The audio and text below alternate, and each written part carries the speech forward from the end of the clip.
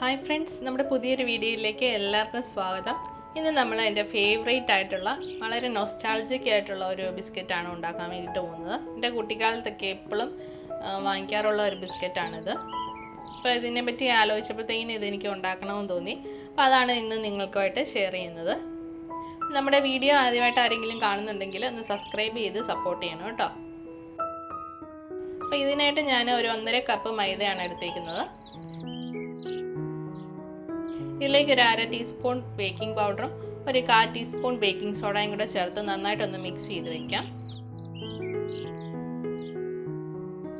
ഇനി വേറൊരു ബൗളിലോട്ട് ഒരു 2 ടേബിൾ സ്പൂൺ ബട്ടർ ചേർത്ത് കൊടുക്കാം. ഇത് റൂം ടെമ്പറേച്ചറിലുള്ള ബട്ടറാണ്. പിന്നെ ഇതിലേക്ക് ഒരു കപ്പ് പൊടിച്ച പഞ്ചസാര ചേർത്ത് കൊടുക്കാം. ഇനി നമുക്ക് നന്നായിട്ടൊന്ന് മിക്സ് ചെയ്യാം.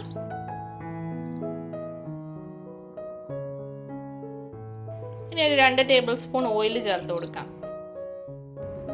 പിന്നെ ഒരു 2 മുട്ട വേണം. ഇത് റൂം ടെമ്പറേച്ചറിലുള്ള മുട്ടയാണ് എടുത്തേക്കുന്നത്. നമുക്ക് നന്നായിട്ടൊന്ന് ബീറ്റ് ചെയ്ത് കൊടുക്കാം. വിസ്ക് വെച്ചോ അല്ലെങ്കിൽ ബീറ്റർ യൂസ് ചെയ്ത് നമുക്ക് നന്നായിട്ടൊന്ന് ബീറ്റ് ചെയ്തെടുക്കാം.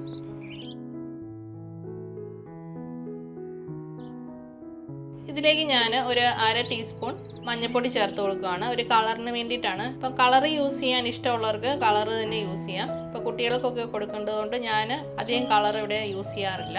അപ്പം മഞ്ഞൾപ്പൊടി ചേർത്ത് കൊടുക്കുന്നതുകൊണ്ട് ടേസ്റ്റ് വ്യത്യാസമൊന്നും വരത്തില്ല. ഇത് നന്നായിട്ടൊന്ന് മിക്സ് ചെയ്തതിന് ശേഷം നമുക്ക് ഇതിലേക്ക് ഒരു 1/2 ടീസ്പൂൺ ബനാന എസൻസ് ചേർത്ത് കൊടുക്കാം. പിന്നെ ഒരു 1/2 ടീസ്പൂൺ വാനില എസൻസ് കൂടെ ചേർക്കാം.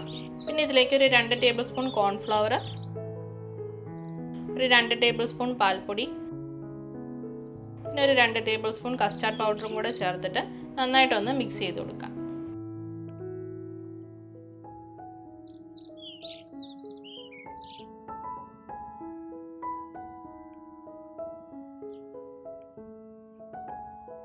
ഇനി നമ്മൾ മിക്സ് ചെയ്ത് വെച്ചിരിക്കുന്ന മൈദയും കൂടെ കുറച്ച് കുറച്ചായിട്ട് ചേർത്ത് നന്നായിട്ട് കുഴച്ചെടുക്കാം.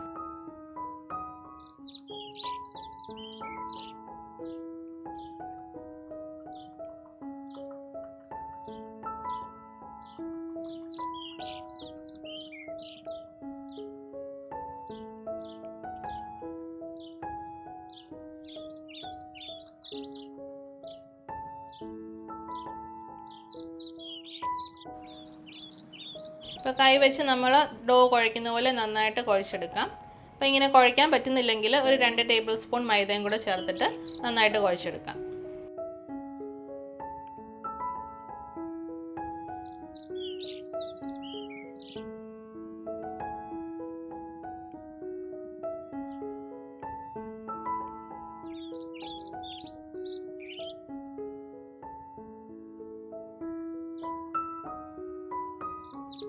നമ്മുടെ ഡോ നന്നായിട്ട് ഞാൻ കുഴച്ചെടുത്തിട്ടുണ്ട്. ഈ സമയത്ത് നമുക്ക് ഓവൻ ഒന്ന് പ്രീ ഹീറ്റ് ചെയ്യാനായിട്ട് വെച്ച് കൊടുക്കണം.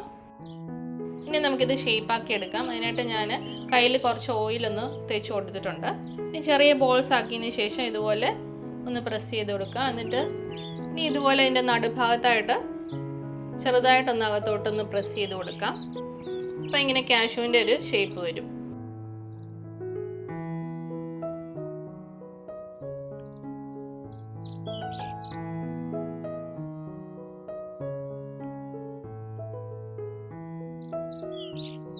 ഇതുപോലെ എല്ലാം നമുക്ക് ഷേപ്പാക്കി എടുക്കാം.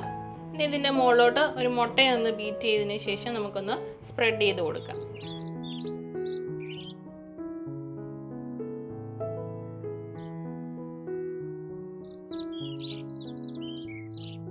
ഇനി നമുക്ക് ബേക്ക് ചെയ്യാനായിട്ട് വെക്കാം.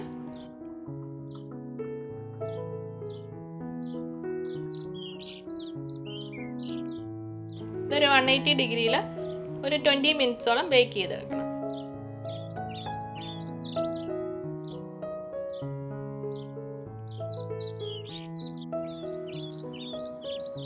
ഇപ്പം നമ്മുടെ ബിസ്ക്കറ്റ് റെഡിയായി വന്നിട്ടുണ്ട്. വളരെ ടേസ്റ്റി ആയിട്ടുള്ള ബിസ്ക്കറ്റാണ്. കുട്ടികൾക്കൊക്കെ നന്നായിട്ട് ഇഷ്ടപ്പെടും. ഇത് ഉണ്ടാക്കിയെടുക്കാനും നല്ല എളുപ്പമാണ്. നിങ്ങളെല്ലാവരും ഇതുപോലെ ഒന്ന് ട്രൈ ചെയ്ത് നോക്കുക. എൻ്റെ റെസിപ്പി ഇഷ്ടമായാൽ ലൈക്ക് ചെയ്യുക. സബ്സ്ക്രൈബ് ചെയ്യുന്ന കാര്യം കൂടി ഒന്ന് പരിഗണിക്കുക. മറ്റൊരു നല്ല വീഡിയോയുമായിട്ട് നമുക്ക് വീണ്ടും കാണാം. എല്ലാവർക്കും have a nice day. By.